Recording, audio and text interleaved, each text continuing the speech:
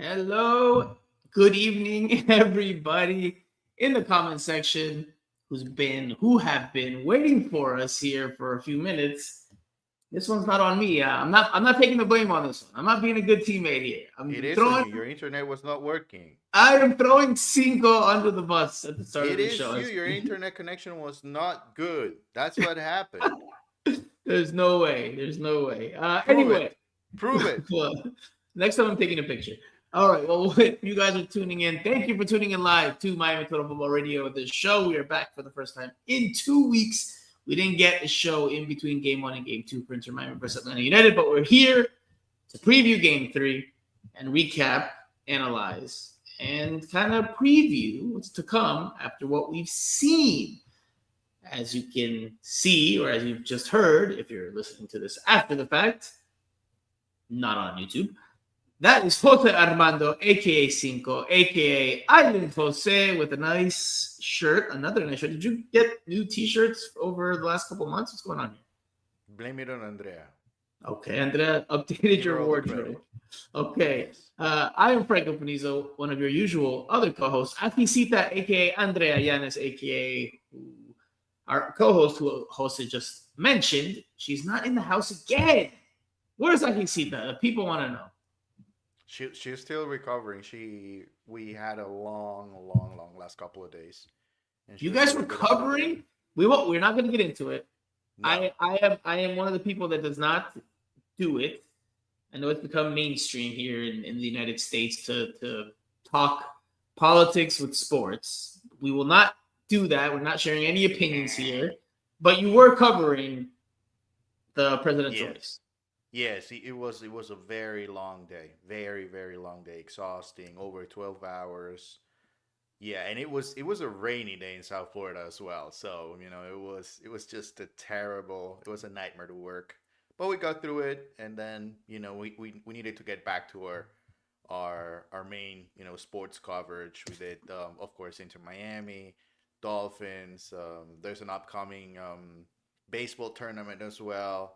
So it's been a couple of days, and as tomorrow we have to go back to training, and on Saturday a big day with Inter Miami. So she needed to take a break. So, but she'll be back next week, most likely. So back to our regularly scheduled programming, including an episode of Miami Football Radio, the show. Have to get it in there, of course. We cannot forget the rolling of the R's. As a matter of fact, the comment section is already live and it is active here. Tank721 says, did Akisita get Busquets sick?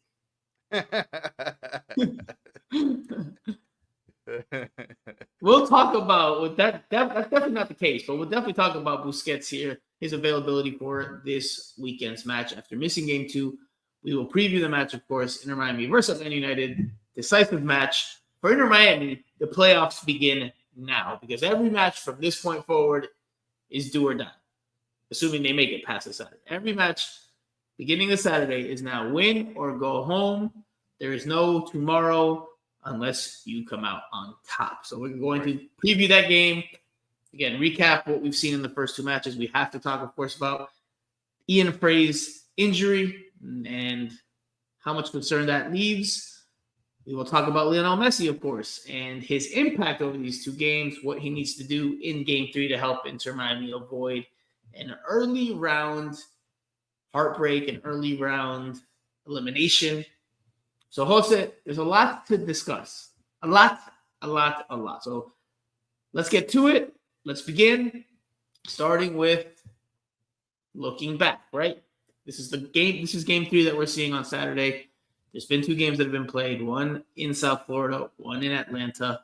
Both ended 2-1 with the home teams prevailing, although in different ways. Miami wins at home 2-1 in the game that it probably should have won by a bigger margin in. And then it loses on the road late in stoppage time, almost by the time the full-time whistle was blown, on the cusp of penalty kicks, which had they prevailed there, they would have advanced. They would have eliminated Atlanta United, but they did not. They give up that late winner. They come back to South Florida for a decisive, un partido decisivo at Chase Stadium. What do you make of these first two games heading into game three? Just your overall takeaways from these first two games, and then we can dive into it in a little more detail. Well, I think to me it's pretty clear that Inter Miami is the better team. I think overall Inter Miami play they play a more attractive style, even though, as you know, we're gonna state this again. I don't like the 5-man backline, but even aside from that, I think they play better than Atlanta United, and I think they are a better team, and they should prevail on Saturday. But I think Brad Guzan has been key in both matches, even though he made a mistake that led to the goal in the second game. But I think Inter Miami is a better team. I think they have more talent, and they should be a better team, by the way. Let's not forget that this is a 9th place team that got into the playoffs because of a play-in. So they should be a better team. I think they have been able to prove that. If this was a 1-game series, they would obviously have moved on, and nobody would have complained. But credit to Atlanta, because they did take advantage of the home field on the second game, and yeah, obviously Inter Miami missing some key players. It was also a factor, but I think now they have the time to figure things out, and they will. They have shown enough for me to believe that they will be moving on. So you're sounding optimistic that Inter Miami goes through. Yes. Early on in the podcast, you're giving us some optimism. That's not usual from you. No, I'll tell you why once we get to it. But I am optimistic. Yes. Okay. I am not as optimistic as you. I am not saying that Inter Miami is going to get eliminated on Saturday, but I am a bit more concerned than I guess you are. Because yes, Inter Miami outplayed Atlanta United in game 1. Game 2, away from home, without Busquets, playing field was a little more even. I was Inter Miami the better side from the run of play. You could argue, yes, you could make that case. But they still didn't, like you said, this is a 9th place team. And yes, it's MLS, there's parity, whatever you want. But besides Busquets, Suarez was there, Messi was there, Jordi Alba was there. I mean, 3 out of the 4 top dogs being there should still be enough to see you through. Don't forget, Inter Miami only lost, if I'm not mistaken, 4 games in the regular season. Now they've lost 1 in the playoffs. And to me, that's a concern. To me, if you were a team that was rolling through the regular season, you lost only 4 times over the course of however many months the season is, February to October, and you've lost 1 in the playoffs to a 9th seed, that to me raises some questions. I'm actually surprised that you're not jumping all over Tata Martino here. You've been very critical of him. I thought this was going to be a moment that you pounced on him, like if you were Tigger and he was Winnie the Pooh, and you were going to have at it. So I'm surprised by that, but not as concerned as I am about Inter Miami going into this game, because it is a do or die game. And I think it was you that asked the question on Wednesday. There is more pressure heading into this one. Like I said before, this is now from this point forward. Should Inter Miami continue? It's do or die, win or go home. Ganas o mueres. So the pressure is on. The team seems pretty relaxed. I think the team is confident in its chances. I think very confident. Are they a little? I won't say too confident, but are they a little too casual? Are they a little too laid back for your liking? Yes, that is true. That is true. If things don't go well on Saturday, I will point out to that. That will be my first thing. And I will probably criticize Tata for that. There seems like they are way too confident that they will be moving on. That they are the better team. And so let's listen. Let's listen to a couple of sound bites. Watch a couple of clips from Wednesday's availability. A short clip from Federico Redondo, a man of many words, and then David Martinez talking about pressure. Because I think we acknowledge here as media members, and I'm sure a lot of people in the comment section would agree, although I won't say everybody, but I'd say a lot of people would agree that this is a more pressure-packed game because of the implications. Again, win or go home, do or die, advance or you're knocked out. But let's listen to couple of the Inter Miami protagonists. We'll start with Federico Redondo. Bueno, son los momentos que nos gustan, ¿no? Creo que a cualquier jugador de fútbol le gustan estas distancias, que son un partido y es matar o morir. Creo que estamos preparados para esto. Es un partido de matar o morir. So, again, do or die. Now we'll listen to David Martinez talking about similar topic, facing pressure in Game 3. No, no, no lo veo así. Yo veo al grupo, al equipo muy enfocado en lo que queremos, que es clasificar, ganar el sábado y clasificar. No pensamos en ningún tipo de presión. La verdad que estamos tranquilos y como lo decía recién, vamos a dar todo para poder llevar al Inter de Miami a la siguiente ronda. All right. So that kind of goes to your point. They saying they're not really feeling a whole lot of pressure. They're not really, if they are, they're not really honing in on that in the interviews. Because you could say one thing and feel another, right? But in this case, being up close and personal, you don't get the sense that they're feeling much pressure.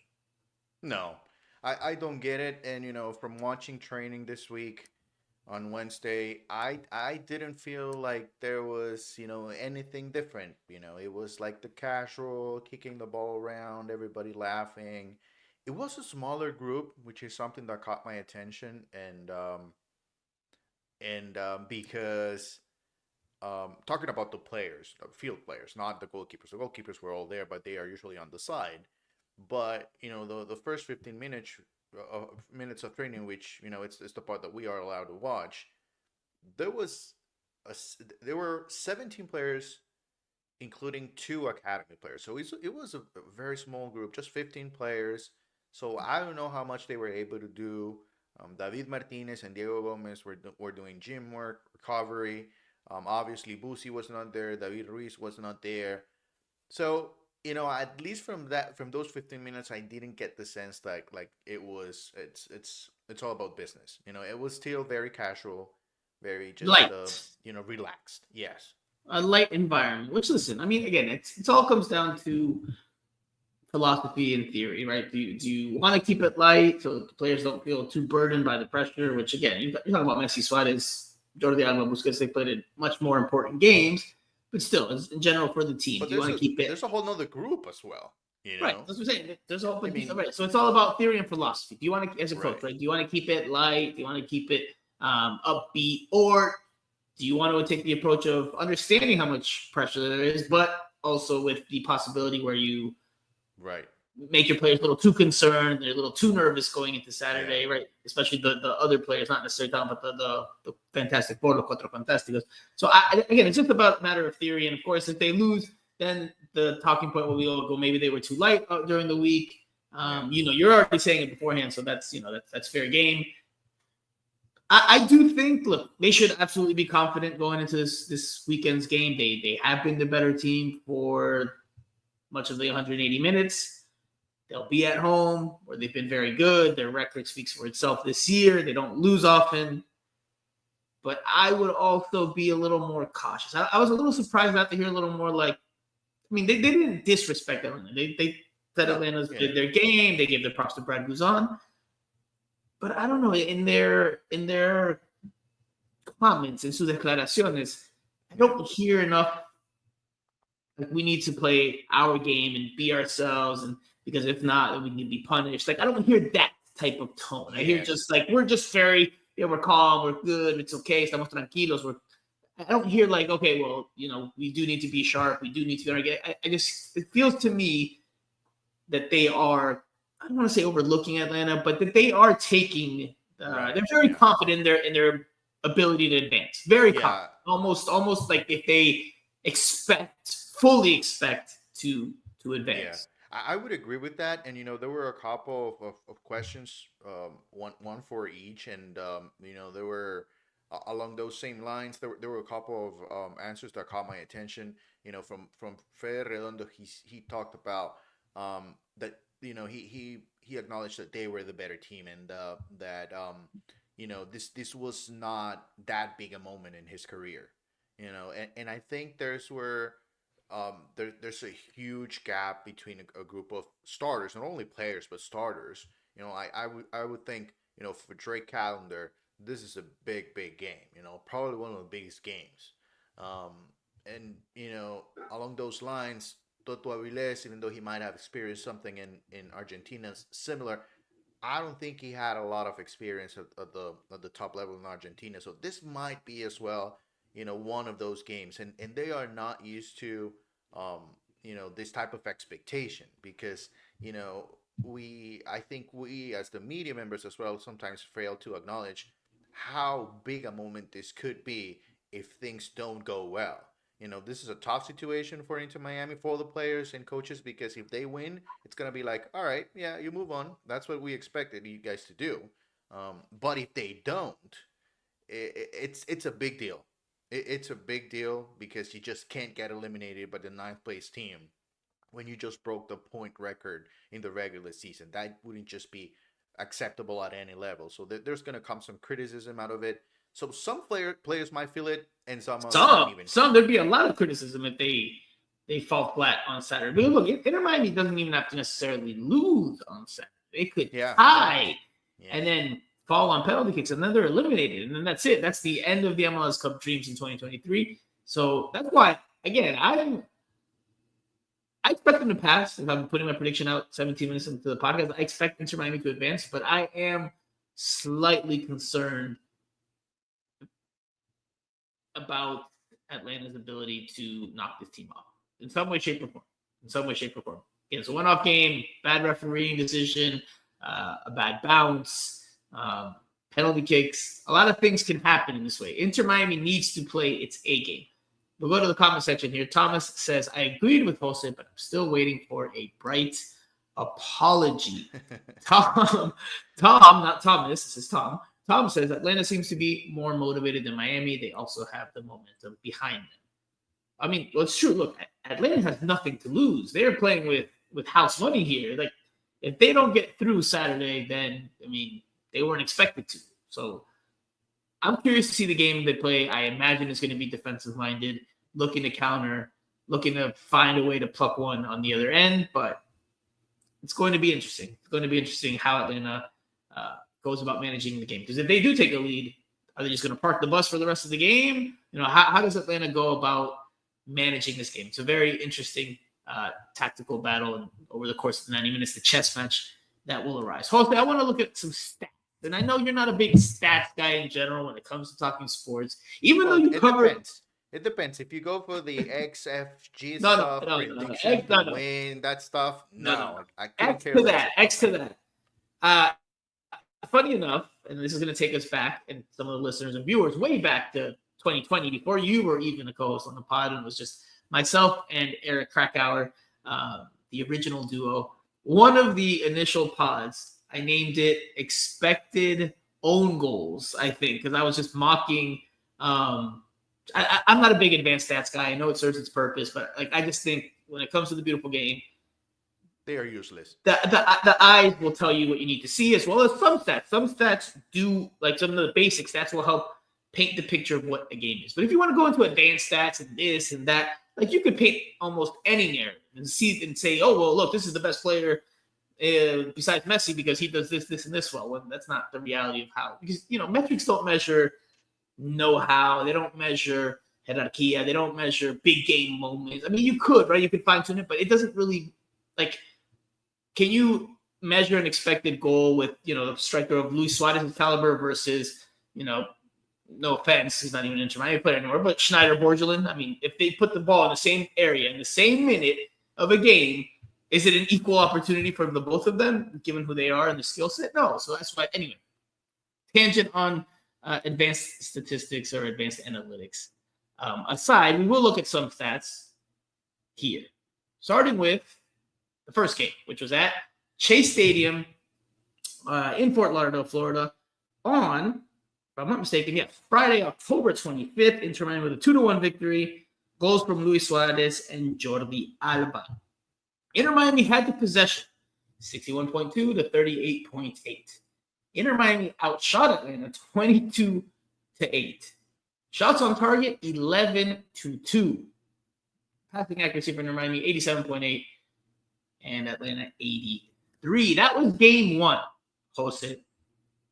Inter Miami, clearly the better side. But I think, we've touched on it a little bit there. One of the big reasons why Inter Miami did not win that game by more, did not win more comfortably, was a very strong showing from Atlanta United goalkeeper veteran former U.S. men's national team player, Brad Guzan, who, for me, probably the MVP so far of this series. Probably. Right. Going into game 3. But, also, at the same time, those were big saves, but at the end of the day, they meant nothing because goal differential is not a factor here. So I don't know if it they doesn't mean still ended anything. I don't know. Hold on. and I'm they going to ended up disagree with losing the you. game. No, They it's ended up fine. losing the game. Hold it. I'm going to disagree with you here because, I get your point. If they had lost 5-1 in the first game, they won't have as much confidence going into game 2. It made the same. Keeping it at 2-1 makes you think we can beat these guys. We can compete with these guys. It doesn't matter if they're the 1 seed or the 9 seed. We can compete with these guys. I don't agree with you on that. I don't know. I think the format, takes that away from it. Like I'm not talking about the dynamics of the game. I'm talking about the how it impacts player psyche, player confidence. Right. Yeah, I see what you're saying, but I still would have thought, for the second game would have been a home game for them regardless. And, really all they needed to win is by a goal. So we would still be in the same situation right now. If they lose 5-1, maybe they take a much different approach to game 2. But if the game, to their liking, why not play it the same? I don't know. I don't agree with you on that. All right, game 2 stats. And this happened at Mercedes-Benz Stadium in Atlanta, Georgia on Saturday, November 2nd. Atlanta wins 2-1. David Martinez had the goal for Inter Miami. It gave Inter Miami the lead, but Atlanta United clawed its way back in the second half, including that stoppage time winner. Inter Miami in this game had the possession, 55.9% of it, to Atlanta's 44.1%, as you can see here with the graphic on the screen. But Inter Miami was outshot 13-10. Shots on target went in Atlanta United's favor, 4-2. Passing accuracy, again, high for Inter Miami, 89.4, Atlanta United, 85. But the shots tell you a different story. I mean, they were outshot in this one, so by 2. And by how many shots did Inter Miami outshot Atlanta United in the first game? Okay, fair. That's a fair analysis. Yeah, but clearly Inter Miami is the better team because even though they were playing at home, they only took 3 more shots. So why is a team with Messi, Suarez, Jordi Alba being outshot, Jose? And I know there's 11 players in the field, but why did that happen in game 2?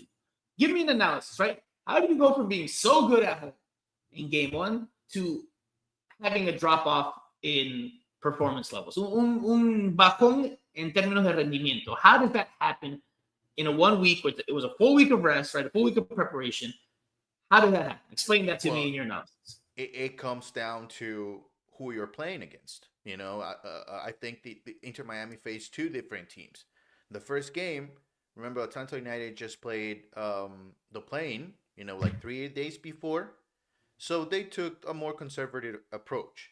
In the second game, it was basically an elimination game for them. So they needed to be more aggressive. And that's what they did. They were playing at home. Conditions, even though, turf, these players have been playing on turf for a while. They know conditions. It's still, they don't feel comfortable. They don't look comfortable. That's why they always struggle when they go there. So, conditions were not the same. Sense of urgency for Atlanta was there. You have to give them some credit as well. They did compete. And that's why they were able to, close the gap a little bit. But I think those stats particularly are not impressive if you're Atlanta United. I mean, if I'm an Atlanta United fan and I'm looking at those stats, I'm really concerned. Because playing at home, you only had 4 shots on target. So that's Inter Miami had how many, Jose? 2. But the next game is going to be played at Chase Stadium, right? Okay, so what? But Jose, they're the 9th seed. They are the 9th seed. They are the 9th seed. Yes, but they're not supposed to outperform you. Here. They're not supposed to outperform. If you want to compare the 1st seed to the 9th seed, then you have to bring me stats from the regular season, not from the 2-game series. But they're not supposed to beat you in those categories. They're not supposed to. Now, soccer, beautiful game, football, you can have one-offs, right? But they're not. That's not supposed to happen if you're Inter Miami, especially when you have 3 out of the 4 Fantásticos on the field. That should not happen. One of the reasons it can happen. Absolutely, it can happen, but it shouldn't happen. Now, one of the reasons why that did happen, you got to look at Lionel Messi here. And I know that he is and this is no pun intended, or I guess maybe pun intended, he's I guess it wouldn't be sacred goat, it'd be the sacred cow. And a lot of people are immune to criticizing him and his performance because of all he's accomplished, because of who he is. Look, I get it. Got him here in the background here. Both jerseys, home and away, because obviously that's the lead figure, the biggest protagonist, el protagonista, when it comes to Inter Miami and Major League Soccer. But in these two games, has he been good enough? No. Has Lionel Messi been good enough? He has underperformed. And why? That's actually one of the keys for me to believe that they will be moving on.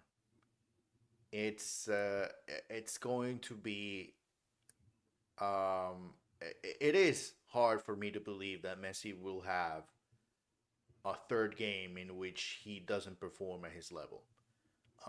I think in both games there were particular plays that Messi got opportunities inside the box and he couldn't finish. I don't see that happening for a third game in a row. But why did it happen? What is it? Just he had a bad? What are you talking about? Just a bad night, a bad 2 nights? Well, I don't think. Well, initially, I don't think he is as effective as he used to be. Maybe he's tired. Time out. 1 second. Time out. Sorry. Before this series, we were talking about his hat trick against Bolivia with Argentina, and then his hat trick off the bench in the regular season finale against the New England Revolution. And we were talking about how Messi had found his stride and he's hit his form after coming back from his injury at the perfect time. You and I both discussed this as well. So it's not just us, it was mainstream MLS media, it was fan base. But now with the playoffs, coming off of those 2 performances per club and country, the performance levels dipped again. El rendimiento bajó. And you cannot tell me that Inter Miami is playing some stalwart defense here in Atlanta United. So why, Jose? Why? I know you were touching on it, but how? I think tired legs might be a factor, especially late in the game.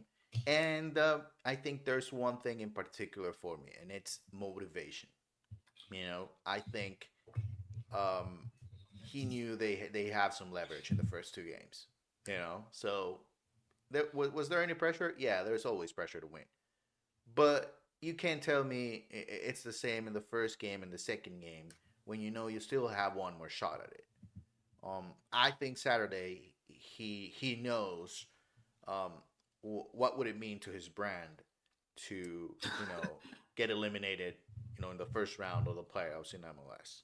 So I don't. So that's his motivation now. His motivation, according to Cinco, aka Ivan Jose, is his brand cannot go out in the first round. That's the motivation. Oh yes, you think it's about Inter Miami and the team and all that? No. I mean, he wants to be a champion for his brand.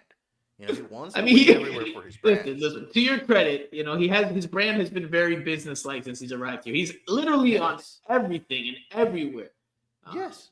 There's even rumors, there's even murmurs, and I'm not normally one to go at media colleagues, even if I don't know them, even if they're international, but there's even murmurs that he only does interviews with people that cough up some dough.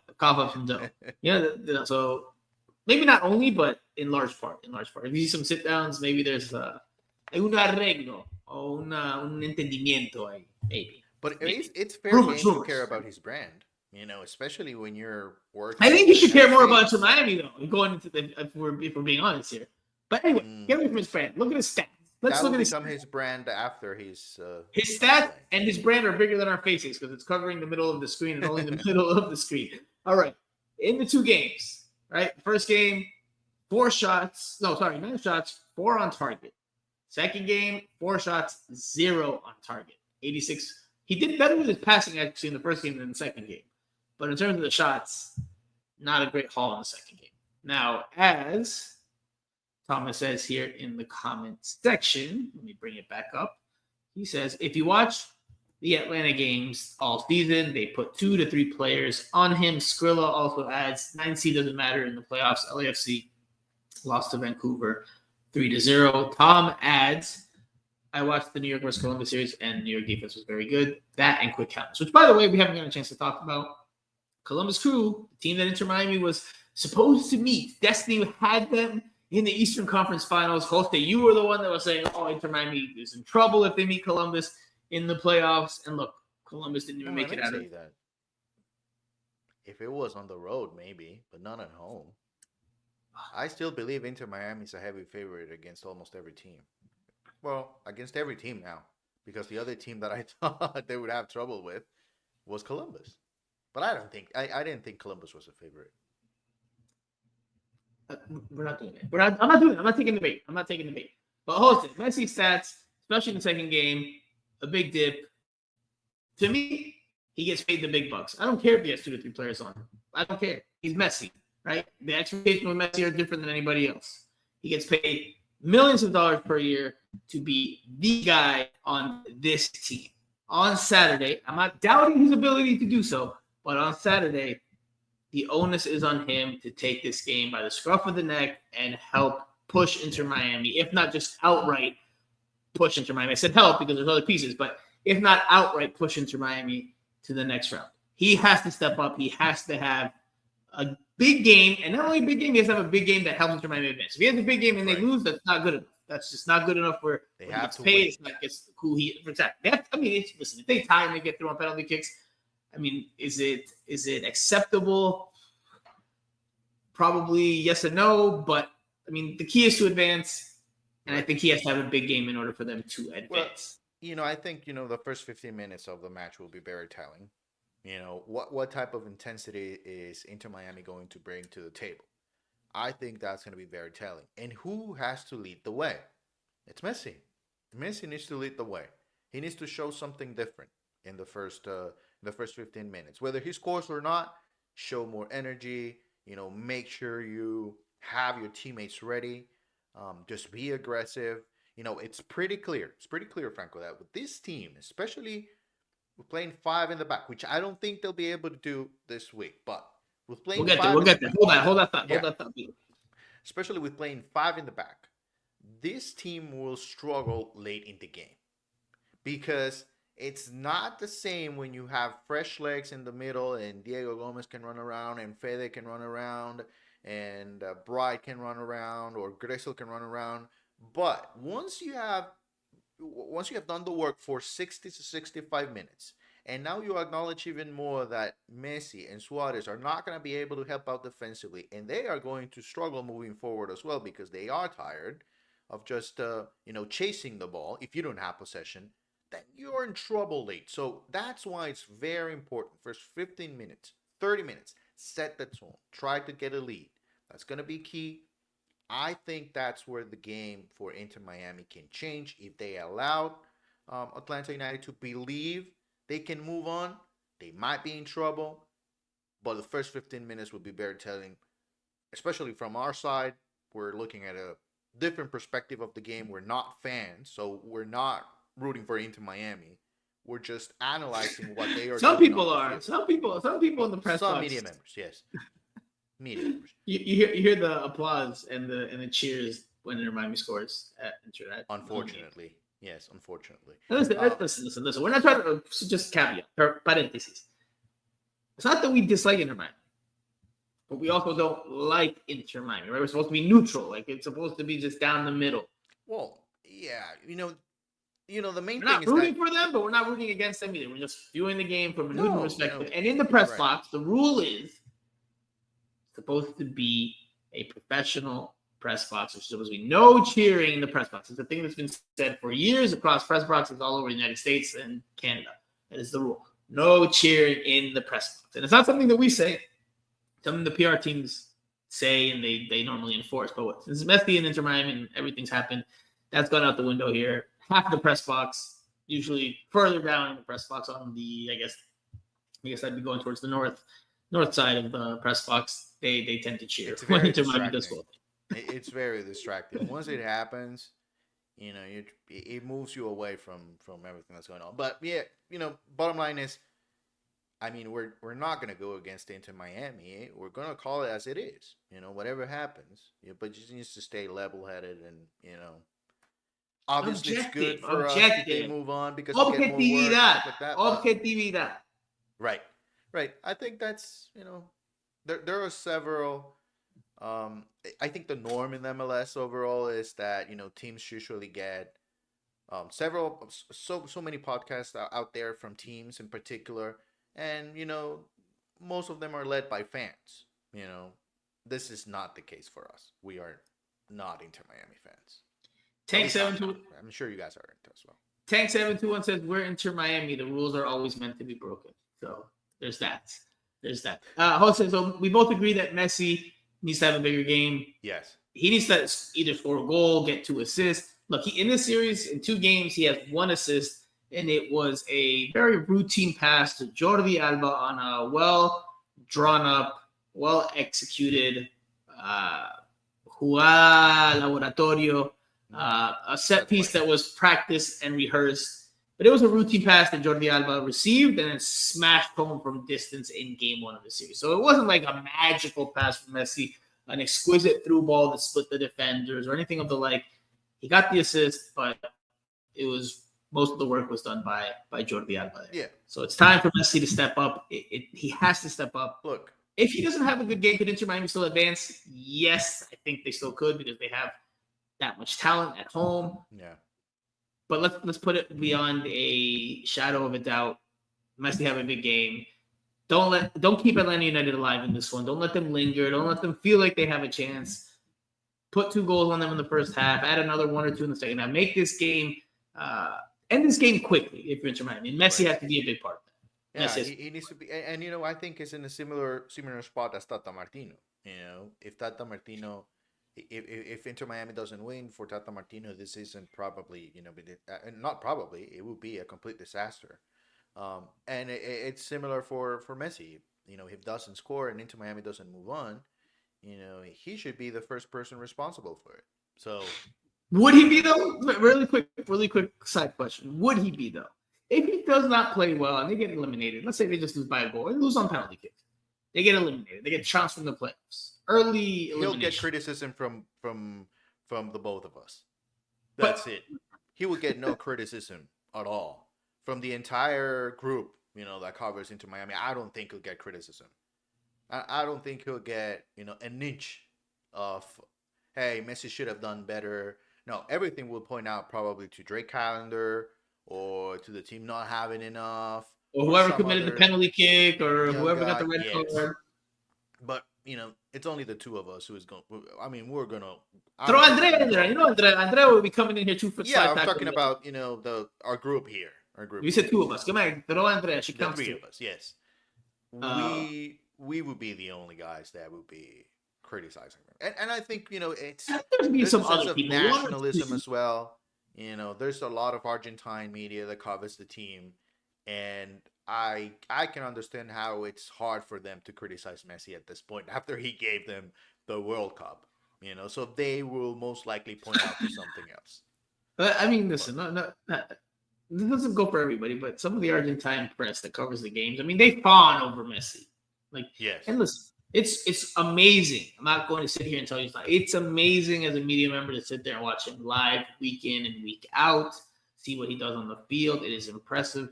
But again, going back to what we talked about, the press box and the cheering, some of these media members fawn over Messi. And again, that to me takes away from the objectivity that you're supposed to have as a media member, as a member of the press, as a reporter, journalist, whatever the case is. But anyway, it's a subject for another time. Maybe in the off season. Maybe in the off season when we have less to talk about. Although I imagine this off season is going to be interesting. We know Messi will play. 2 players that we do not know if they will play are Sergio Busquets and David Ruiz. Yeah. What? Where are you going with this? And Yannick Bright. Now, very quickly. We'll start with Yannick Bright, then we'll go to Sergio Busquets. Did Federico Redondo rule out Yannick Bright on Wednesday? Kind of, didn't he? He did. He ruled him out. He ruled him out. Now, was that a slip of the tongue, or you want to say it's a young player, saying the wrong thing, and that's not actually the case? We'll know more tomorrow. We'll see if Yannick Bright's out there. But Yannick Bright was not with the team on Wednesday, right? Yeah. If he's not training with the team on Wednesday, it's very, very unlikely that he plays on Saturday, right? In theory, it's possible that he could come out on the field tomorrow for training. and have normal activity and play on Saturday. In theory, and I won't rule it out. I would say there's a chance of that happening. From what I heard, it's not looking good. But it's a minimal chance, right? Yeah. Let's listen to Fray talk about Yannick Wright, because at the end, he says along the lines of he's going to be a big loss for us in this game. La verdad es que Yannick es un jugador extraordinario que defensivamente nos da un montón, se cansa de recuperar pelotas, nos da mucho aire, es muy ordenado. A mí tenerlo al lado de la cancha es un jugador que te hace mejor, y sí es una baja importante para este partido. Yeah, basically confirms. Es una baja importante para este partido, which means he is a significant, or he's a key loss going into this game. Look, Yannick Wright, we haven't touched on it. Yannick Wright came out of the game 2 in Atlanta, came out at halftime. Benjamin Cremaschi replaced him. It was a hamstring injury, if I'm not mistaken. We haven't gotten a Baptist Health report, shockingly, but it's not looking good for Yannick Shame on Wright. Baptist Health. Shame on Baptist Health. They're paying for nothing.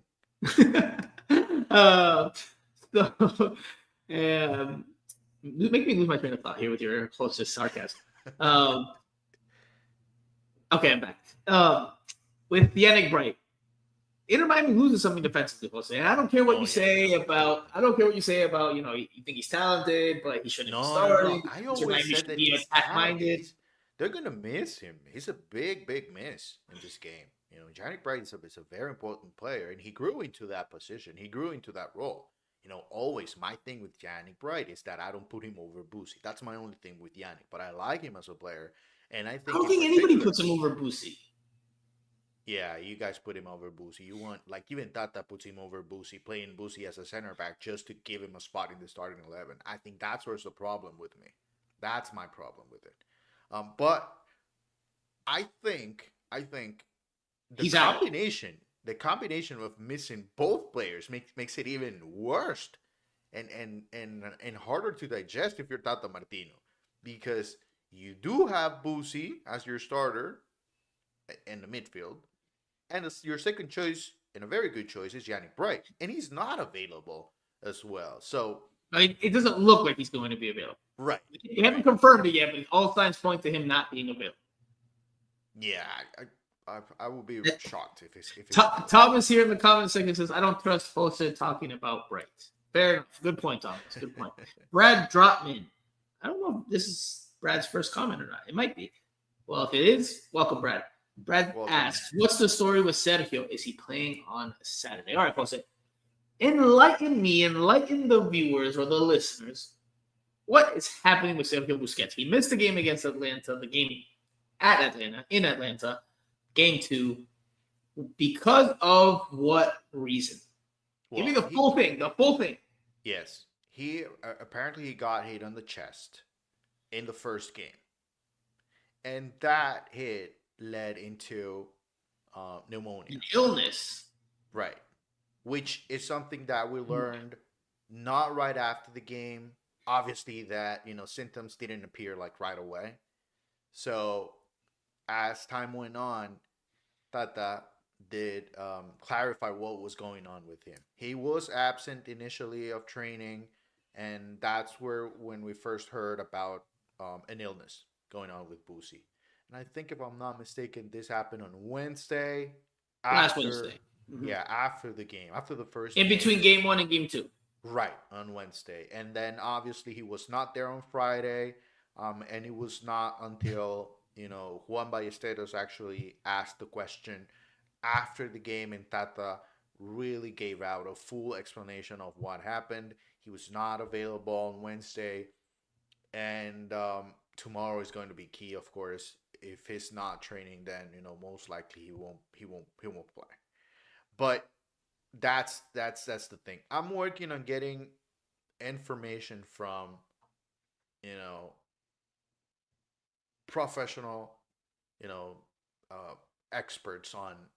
I know a couple of people that can actually help me on this, and I'll share this. Hopefully, I did ask a few minutes ago again, so if I get it before the pod ends, I'll share it as to what is the timeline when you get hit and get this type of pneumonia.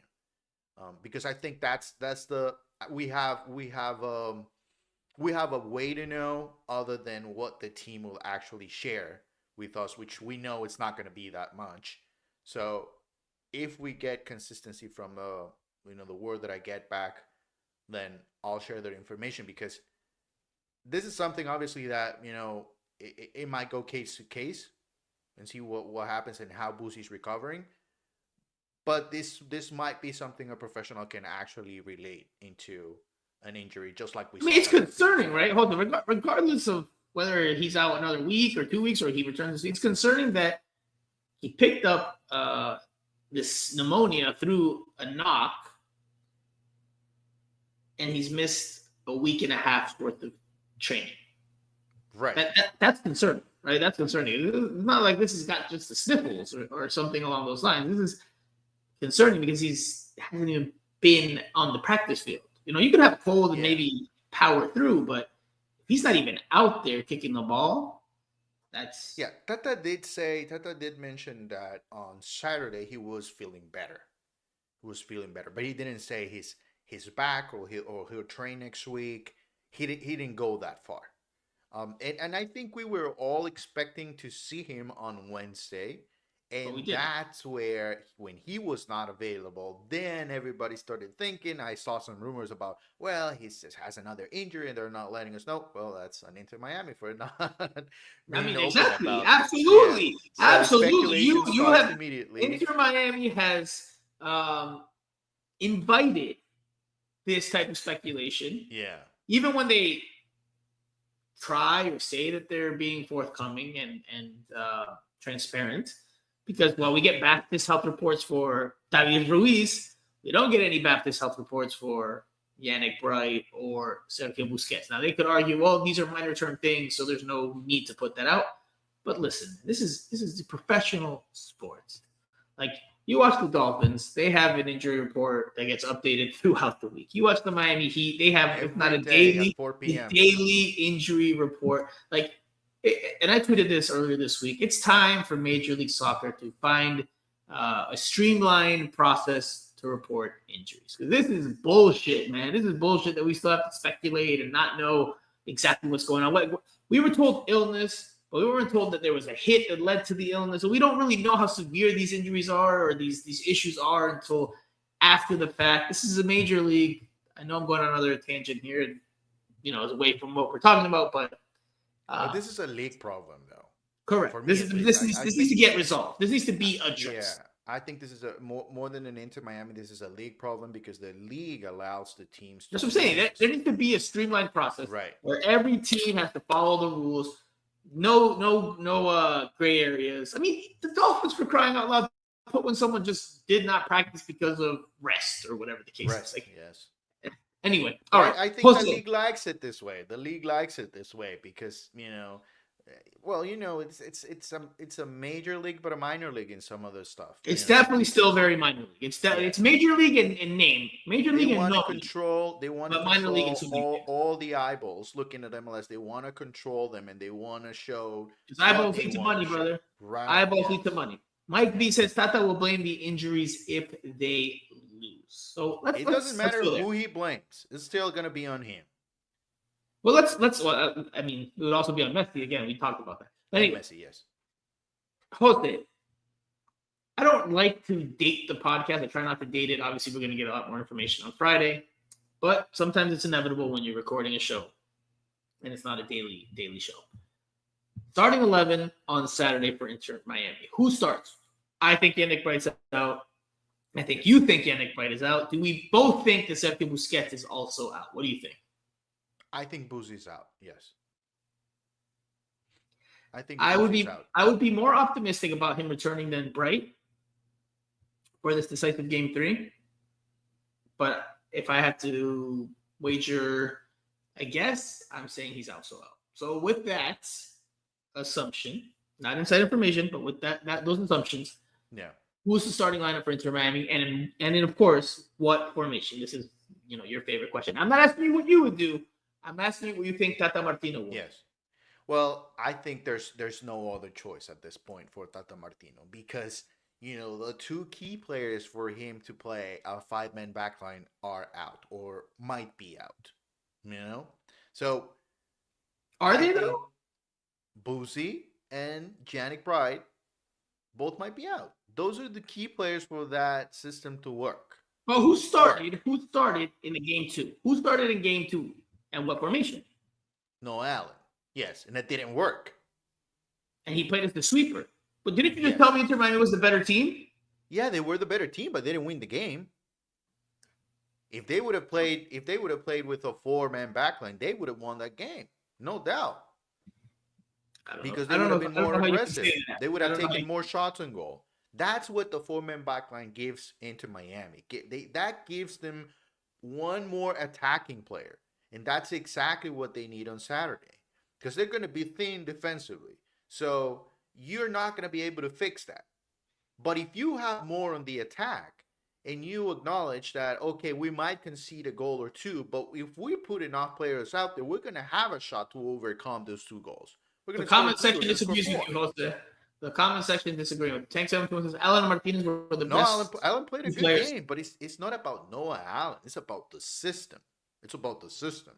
If you want to play Noah Allen instead of one of the center backs, that's on you. But I still think he's going to play with a 4-man. 4-man backline doesn't work because of the transition defense.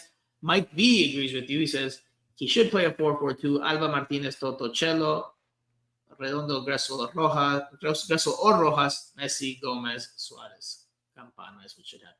I don't know if there's too many players there. Here's what I think he'll do. I think he's going to be more offensive minded in this game. So you think he's going to go, because again, not what we want or what we think they should do. You think he will go back 4? Yes, I think he'll go back 4. Okay. Give me your back 4. Obviously Drake, goalkeepers get upset when we don't do the 1-4. You got to include them. You have to include them. 1-4-3-3. So I will never do the 1-4-4-2 or the 1-4-3-3, but I always include them in the lineup. So go ahead, give me the back 4 plus 1. Okay, so Drake, I'll have Cello, I have Toto, David, and Jordi. And then I would do 3. Tata would do because we're very similar in this one. We're very similar. Tata will probably have 3 in the middle. Okay. Which would be Redondo in the middle, Gressel on the right side, and Gomez. And wait, I'm missing one player. And Gomez on the left side. And then at the top, Messi, Suarez, and Rojas. Okay. I think that's what he'll do. All right. So that's not what I think he will do. And this will be very interesting on Saturday when we see the lineup and when we see the team in its shape before kickoff. I think he's going to stick with the back 5. I think he's going to stick with the back 5. And not necessarily... it does tie into the defensive part of it, but I also think it ties into the attacking side of it. I'll tell you why. Drake Calendar in goal. Cello Marcelo Weigand. Toto Aviles. Noah Allen, once again, as that sweeper. David Martinez. Jordi Alba. Then your midfield 3, I think you hit it nail on the head. I think it'll be Redondo as the 6. As en español, el 5. So, as the more defensive-minded midfielder. I think the 2 shuttlers, the 2 more interiores will be on the right side, Julian Gressel, and on the left side, Diego Gomez. And then I think up top, it's Luis Suarez and Lionel Messi. And that's what I see from Inter Miami. That's what I see from Tata Martino this weekend. Now, again, to elaborate, because it's not just about the defensive side. Look, with Messi, Messi floats, but he normally plays where, Jose, on the field? Where does he normally, what places does he normally occupy? What positions? Jose, did I lose you? No, I'm here. Where I thought you were explaining your thought process. No, I'm asking you. What positions does Messi normally occupy in the field? Well, especially, that's a good talking point, because especially in this game, in this game in particular, I saw him floating around in the middle and moving in my opinion, he was moving back more than what he should have. But at times, it did seem like he wanted to start the build-up play. But But usually he floats normally, around in the middle. Yes. middle, and if he drifts to one side, which side does he drift to? Which side is he deployed on more often than Right not? side, yes. His right side. Okay. So when you have Messi in the center or in the right channel, in the half spaces, because he's not a winger, right? He doesn't normally play out by the sideline. He's more in the half spaces. They're in the middle of the field. You've got strength on that right side. And that's why I think when you see, when you've seen this year, Julian Gresto play, he's normally playing behind Messi on that right side because, he's right-footed, and also because he gives him more defensive cover, right? Julian Gresto's not necessarily an offensive and attacking juggernaut, so he's got a lot of the responsibility to put in a lot of the dirty work behind Messi. So if you've got Messi, right, you need somebody on the left to help balance out your attack because there's no left-sided attacker that's giving you that creativity. Diego Gomez hustles. Diego Gomez is good in combination. He can make good runs off the ball to get in dangerous positions, but he's not someone that's very creative. No crea mucho. That's where Jordi Alba comes in. Jordi Alba from the left wing-back position is allowed to get up the field, whip in crosses, combine, attack, at times take shots on goal, be a scoring threat as well as an assist man. And I think that's why they will stick with the back five. And I think that's one of the reasons why Tata Martino is also stuck with the back five, because Jordi on the left side, he's essentially a winger, right? He's a wing back, but he's essentially a winger with how much freedom he has to get up that sideline and be an attacking threat. So you need coverage, right, if you have a back five. So with three center backs, you have more coverage for him in case something comes the other way. If you have a back four, you don't have as much coverage defensively. And if you don't have as much coverage defensively, then you got to rein it in a little bit, right? You got to bring it in. You got to shackle him a little bit more. And I think that is why we will not see the back four. I think it'll be a back five, especially if you take into account that there's no Yannick Bright. So you need even more in Tata Martino's mind. Not saying me, but in Tata Martino's mind, you need even more defensive balance, more equilibrio defensivo. And I think because of that, you will see that back five, even at home. Doesn't mean it's going to be a defensive-minded back five or they're parking the bus, but it's going to me, it's going to be a back five. It makes sense. They win. I think we both think they win. Yeah, I think they win. I think your analysis makes a lot of sense, especially from what we have seen this year from that. Thank you. That's flattering. I feel good about that. I felt good. I felt like I was.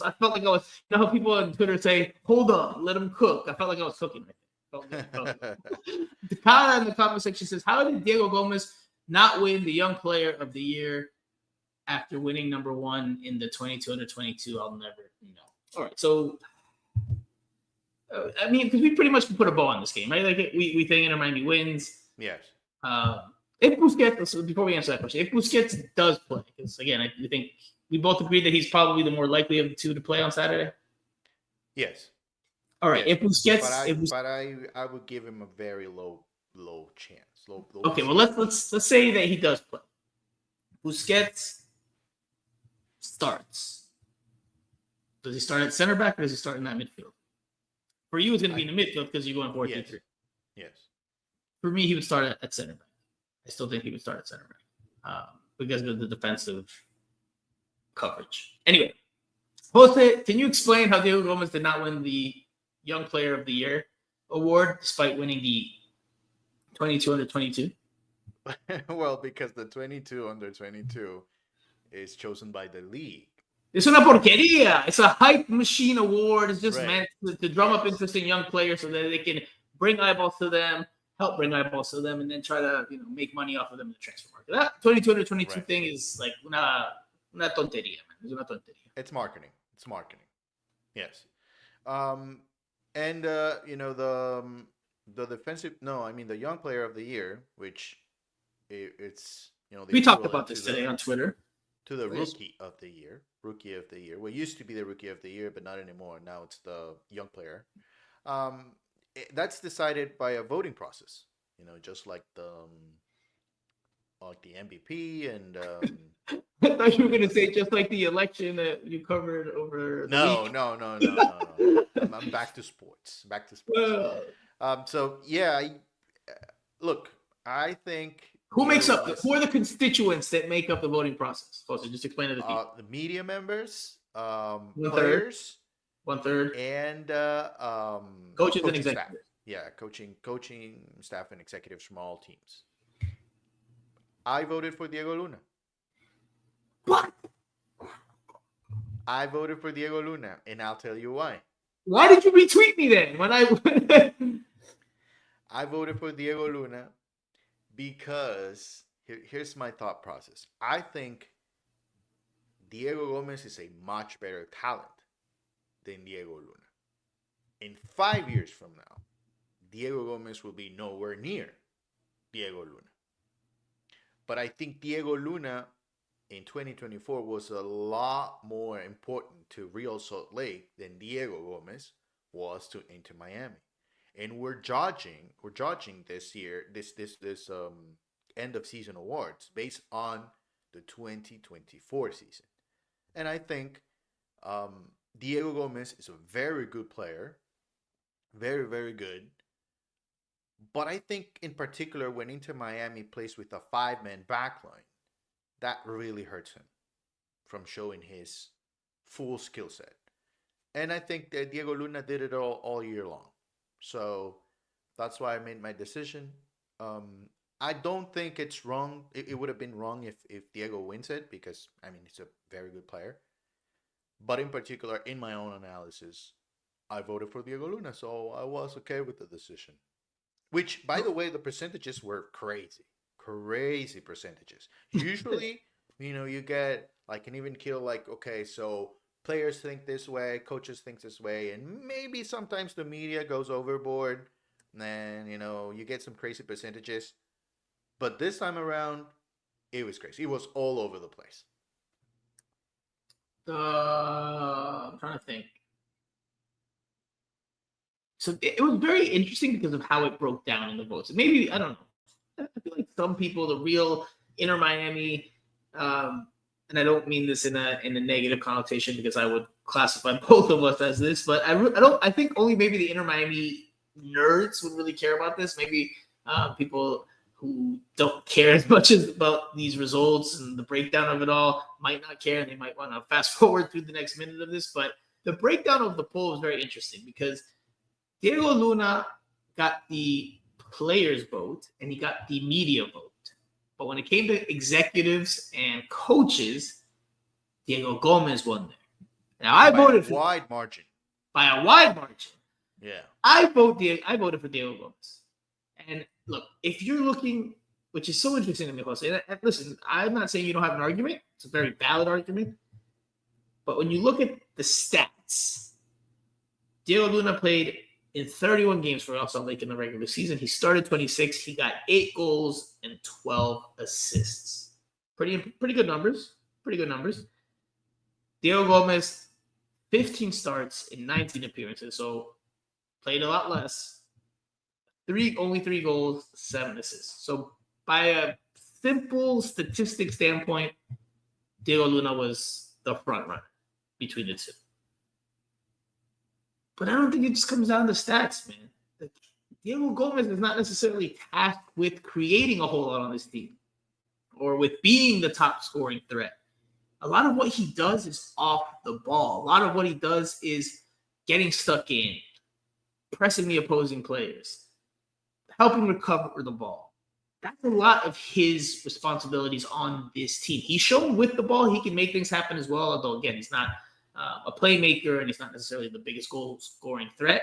He can contribute in those ways, but his game, his strength is in his effort, his hustle, his engine.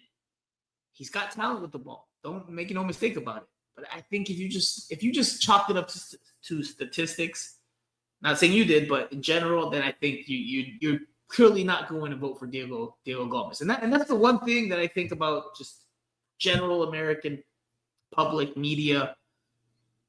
They don't necessarily analyze it in that way. Yes, the goals and the assists, they're more eye-catching, 100%. But then, a midfielder like Diego Gomez could never win an award like that because... That's why I didn't vote for Messi. And I voted for Dennis Boanga. But Jose, I'm sorry. You're on an island with LAFC fans, and maybe Andrea because she loves you so much. Nobody else had Dennis Bouanga. Not even La Mama de Dennis Bouanga had Dennis Bouanga as the MLS MVP. That was insane. More shots. He had more shots than any other player in MLS in 2024. Great, More fantastic than any other player. I think you're not a stats guy. You've been a big stats guy. Maybe the American football and the basketball is finally rubbing. Baseball is rubbing off on it. I like. I didn't do a lot of baseball this year. All right. So, Luis Suarez also did not win the newcomer of the year, which surprised me. So Inter Miami is 0-2. Lionel Messi is it, man. Which would be. He's gonna get it, but it would be absurd and ridiculous if Inter Miami was the best team in the regular season and not one single player won it. That'd be wild. Jordy is still, and who else is still? Kyle says stay on Black Ops 6. Jose, your island is secluded. Haha. I don't have Black Ops. I haven't downloaded Black Ops. Hey, I'm still playing Madden for any of you gamers that want to play. No FIFA. No, I hate FIFA. I love soccer. Football is my passion. It's my number one sport, but I just can't play FIFA. It's horrible. Or not FIFA anymore. Sorry, it's called EAF. EAF. Sorry, old habits die hard. Take 721 says more shots para la tribuna. Come on, Island Jose. They hate us because they ain't us. He adds. Anyway, all right, Jose. We've talked about the game very quickly to wrap up the show, and we do have to touch on this subject because there's two more topics. We'll do so briefly, but this one is important. In the first game of this series, Ian Frey goes down with an injury. And the scenes were hard to watch because of how devastated he was. It looked bad. It happened non-contact. He came in as a sub in that game, and late on, as he was going to press an Atlanta attacker, he pulls up lane, has to be helped to the locker room. He was limping with the help of two members of the medical staff, in tears, clearly crushed. There's video of him leaving Chase Stadium on crutches, ice wrapped around his leg. His parents were with him, and he looks back to try to wipe his tears away. It was announced shortly thereafter that the outlook is not as bad as was initially feared. Initially, everyone was thinking ACL again. It was not a ligament this time. It was his meniscus. He has had successful surgery on that meniscus. He is expected to be back in early 2025. So that is the good news. But the bad news is that it's 4 consecutive years with knee injuries and that keep coming non-contact. Yeah. So a lot of the initial reaction was positive, and I understand that. But to me, there is still a very big question mark as to what his future looks like as a professional football player, as a professional athlete, because these injuries are coming non-contact. Yeah, which to me signifies that his body's not holding up. Right. It's just not holding up. And that to me, listen, we talked about it, and I believe it was Simon Evans and I, after the last injury last year. I don't think you or Andrea were around. Or maybe you were. But I don't think so. Because that one happened in Messi's debut. If I talked then about him having to think about retirement, I would be remiss, or I think I'd be inconsistent to not bring that back up again. I think it has to be at least considered. I don't think he will. I think he'll come back. I think he will give it another go. The kid is tough as nails. He's determined. He wants to do this. This is what he loves to do. But I think there's got to be this was similar to Tua, and it's not the same thing, but it's similar to Tua with the, concussions. After so many injuries, you got to think about the long-term future, right? You got to think about there's a whole life ahead for Ian Frey, and of course, you don't want to give up on your dream. And I'm not telling him to, but I think the conversation has to be discussed. It has to be discussed. Yeah. Let's say he comes back next year and it happens again, a different type of knee injury. But how many more times is he? How many times is too much? When will enough be enough? It's only a decision he can make with his family and his inner circle. But to me, the signs are concerning. They're very concerning. I'm glad that it's not another ACL. I'm glad he'll be back in early 2025, but I'm still very concerned about Ian Frey's future. And I think last thing I'll say to round out, to round out the idea, watching him play this year when he came back, my initial reaction watching him play, my sensation from the press box was always like, be careful seeing him go into 50-50s or just like, it's just, but it would always be in the back of my mind.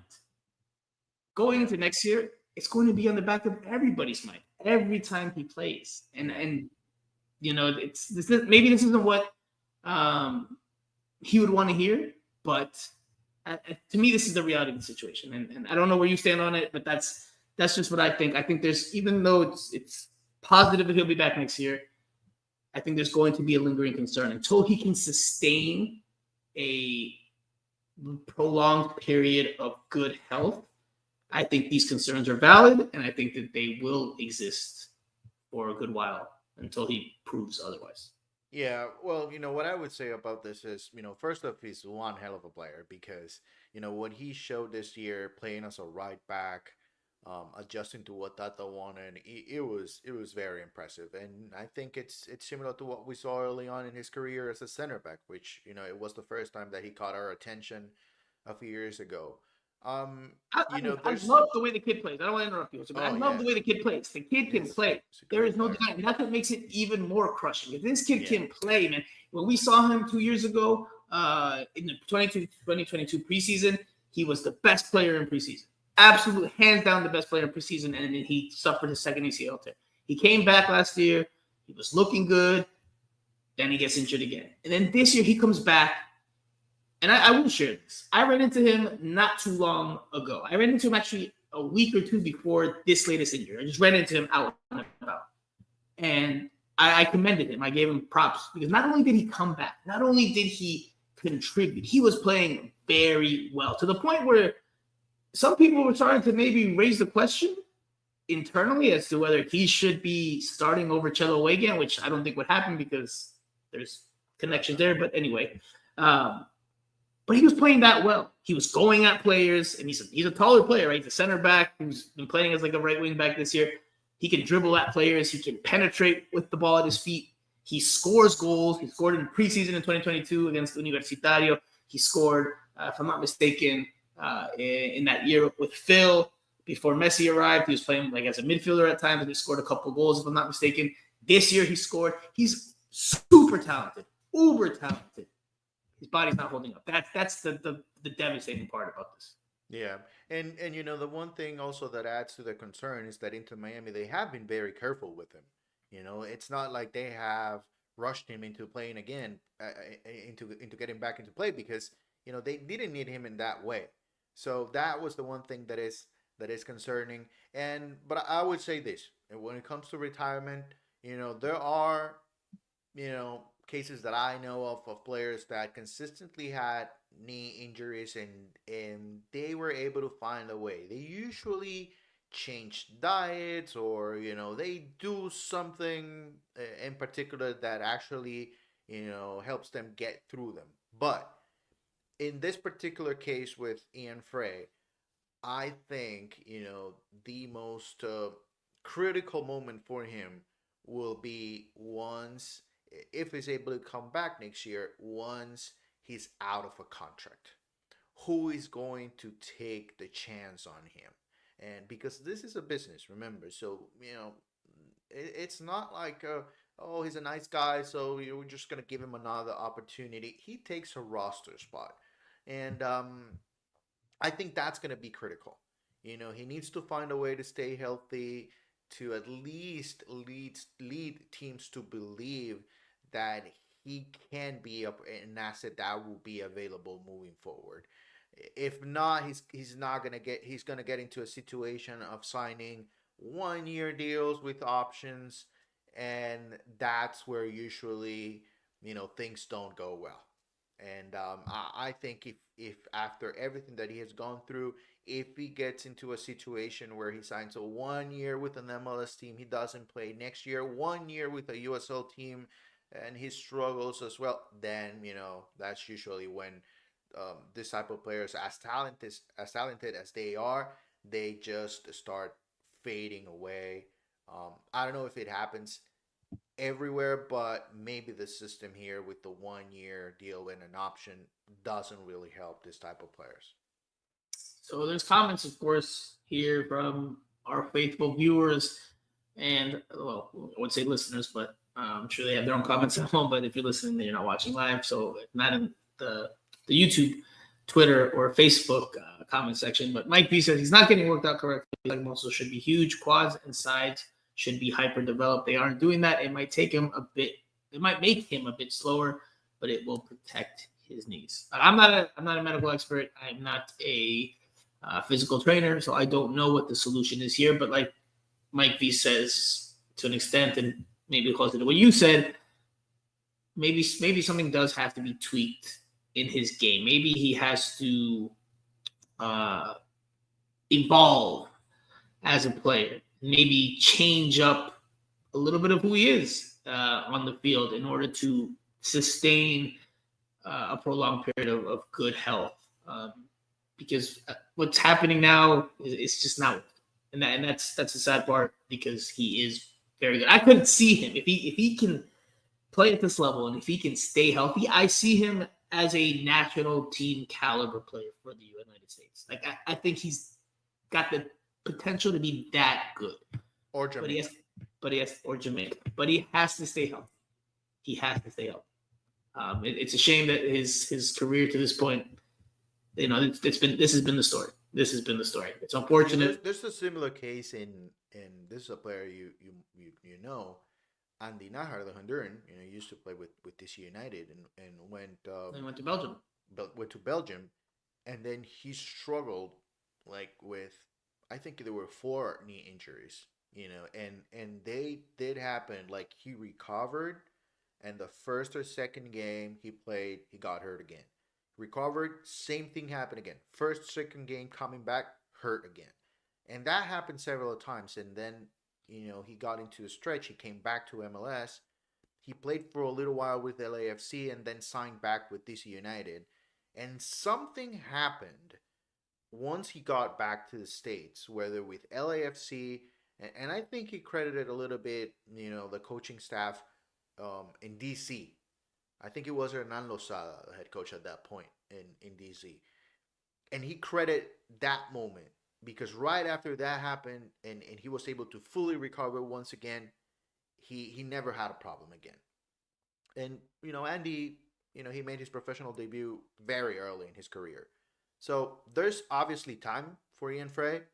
But then again, I think my concern for him was, I know he's going to recover from this, but is he going to have enough time to lead teams to believe in him, that he still has a future? I think Inter Miami believes in him. I think Inter Miami believes in him. Yeah, and like you said, they've been super careful with bringing him back. They haven't rushed him back. They've tried to be. I mean, from what I understand, what I perceive is not information, just my sensation. I perceive them to have been as careful with him as they could have been. Yeah, but I just think the problem with that. Here's the problem with that. What I think is and again, I'm not a doctor. It's just my opinion. I think there just needs to be some very meticulous right examining of that knee, of both knees, and seeing and addressing the main issues, and seeing if there is a possibility to have a sustained, successful professional career. That's just my opinion. I don't know what else Inter Miami can do. What else can Inter Miami do besides bring them back how they brought them back? I don't see what else they can do. Yeah, and the business side for them would be that, if he's the backup as a right back from Chelo Wagan, and let's just say they pick up the option for Chelo Wagan next year, they have to bring another right back. They have to. So, whoever that player is, he's going to sense an opportunity. What if that player as a right back also performs at a high level? So then you have to make the choice whether you keep a player in Ian Frey that he is struggling with injuries, or you keep a player that is actually available for you and performing at a high level, or at least he's a solid backup for Chelo. So that's where as much as Inter Miami likes him, they're going to have to make a decision. Who are we going to renew? Who do we want to keep moving forward? And most likely, if things don't go Ian's way, they're going to have to part ways with him because it's just a natural thing to do. That's where it's the business. Thomas agrees with you. He says next year we need a new right back if Cello is not back and a backup because Frey is fragile. I mean, it's interesting that Frey is being looked at as the backup right back or even the starting right back. That to me speaks of how damn good he is because the kid is a center back. Man, the kid is a center back. He should be playing at center back. That is his bread and butter. To me, that's what his best position is. The fact that he's done a above average, commendable to good job at right wing back is a testament to how good he is. But he's in terms of talent, he's probably the best center back on the team. I rate him ahead from Toto, no doubt. He's much better than Toto. And then Christoph is the one because, I respect him. I respect his career. Then I know he's better than Saylor. I know he's better than David Martinez. Maybe Nico Freire if he comes back. They're head to head, but he's a talent. He's a great player. I mean, it's a shame what's happening. It's a shame. Hopefully he gets to come back and just move away from injuries. We're going long, but I think you were not on the pod a few weeks ago when I asked Andrea who the top five, or not top, just give me the five homegrowns Inter Miami has. How you would rate them in terms of talent, in terms of how good they've been to date. I don't remember if she put David Ruiz as 1 or 2, but he was definitely up there. For me, the most talented of the bunch is Ian Frey. Out of Ian Frey, Benjamin Kremaski, David Ruiz, Noah Allen. I'm missing one. And you know what?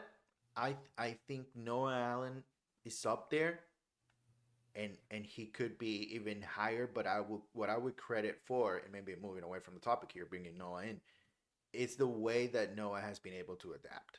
I think that has been impressive. So that was the talking point. I think Ian Frey is the most talented of the bunch, but in terms of who's been the best player for Inter Miami in this short term that they've existed, Noah Allen for me. Noah Allen beats Benjamin Kremaski, but he beats Benjamin Kremaski. He beats David Ruiz. He beats Ian Frey just because of availability. And like you said, adaptability, but that's a different subject that we touched on a few weeks ago. We just did so without you.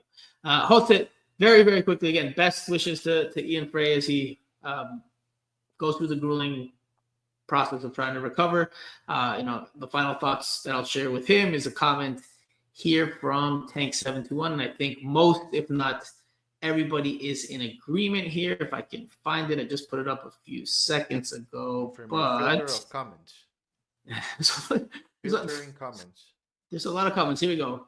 Well, I can't find it, but it was that he said, Tank721 said, and I'm paraphrasing, Frey is un crack. He's a baller. Yeah. And I think we're all there. Jose, very quickly, anything you want to say about the Neymar rumors? Anything at all? I know he just pulled up lame in the game in the Middle East. Just he's returning from his own injury, so he's going to be out on the sidelines for a bit more. But anything at all you want to touch on? No, I think we just kind of have to give people an insight as to how can that happen, and there are some other moves that are going to have to be made before Neymar becomes an Inter Miami player, if he ends up becoming an Inter Miami player next year. So it's not like, okay, so he might get away from his contract with Al Hilal, and then he's going to play for Inter Miami. Inter Miami, they have to make some moves. And I'm sure they are in conversations right now. And I don't know if you agree with this, but I'm sure Luis Suarez will demand a little bit more next year, and I think he deserves it from what he's getting right now. So there are some stuff that they need to figure out, and also aside from the rest of the Cuatro Fantásticos, Jordi Alba should be in good place because he still has an option for next year. So we'll still have to see how big a hit that is in terms of the budget, and they have to make some moves. If I'm Campana, I'm a little bit concerned. Well, we'll leave it there. I would say, I don't know if it'll be Neymar, but We'll see. I don't think Inter Miami will be static this offseason. I'll just say that. I'll just Well, say they that. can. If they want to, if they, I don't, I still they won't. I don't think they. I don't think they will still compete in the Club World Cup. Listen, But man. All I'm they gonna want to say try. is, all I'm gonna say is, they're not gonna be static this winter. We'll leave it there. We'll leave it there. Thank you everybody for tuning in, or if you're listening to this after the fact, thanks for listening to us. Thank you to everybody in the comment section who participated this week and every week. We very, very much appreciate the interactions, the conversation. You guys help drive the story along with us as Inter Miami continues this playoff run and continues its history as a MLS franchise. So thank you for that. Leave us a comment, a share, a like, a review, subscribe if you haven't already. You get plenty of Inter Miami content, especially on the YouTube channel for free. So we will be at the game on Saturday. We will be back next week. It has to be early. It has to be early in the week, Jose. So whether it's you, Andrea, or both of you, it has to be no later than Tuesday because I am out of the country on Wednesday for a week. I am going to Peru, and then I am off to Argentina. So I will see Messi play in international duty. I am not going as a media member. I'm going strictly as a fan. I've never been to Argentina. I've been to Uruguay, but not Argentina. Looking forward to my trip to Buenos Aires. I will bring you guys your Franco traditional magnet from the country that I visit. So don't worry, I got you covered. And that's for everybody watching. So send your emails and all your information. Franco will bring magnets for everybody watching the pod. Jose, so early next week. Don't let me down. Don't let the viewers down. So I'm going to eat some very good Peruvian food in Lima, and then I'm going to Buenos Aires to have some very good carnes, asados, mate. I've never tried mate in my life. I didn't try it in Uruguay, which I was very disappointed by, but I will do so in Argentina. Make no mistake about it. Anyway, enough of my vacation plans. Inter Miami is a big game on Saturday. All eyes are on that. Lionel Messi, will he step up and deliver as he's done so many times in his career? We will get those answers on Saturday. So for Jose Armando, I am Franco Penizo. You have been listening or you have been watching Miami Total Futbol Radio. We will talk to you guys again next week. Will Inter Miami's season continue or will it be shockingly over? We will find out.